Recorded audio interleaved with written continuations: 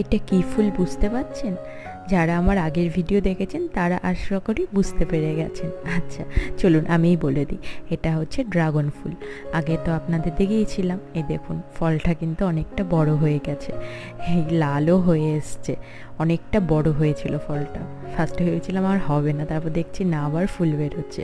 এই দেখুন, ফলটা বাপি পেড়ে এনেছিল, তাই আমি আর ভিডিওটা করতে পারিনি। আর ফলটা এত মিষ্টি খেতে হয়েছিল। আমি কদিন বাড়ি ছিলাম না, ওই বাড়ি গেছিলাম, এসে দেখলাম আরও অনেকগুলো কিন্তু এরকম ছোট ছোট ফুল বেরিয়েছে। এই ফুলটা হবে না, এটা পড়ে যাবে, বাকি সবগুলোই হবে। আর এই ফুলগুলো দেখতে গিয়ে দেখলাম আবার এই ফলটা হয়েছে। আপনারা বলুন তো এই ফলটার নাম কি?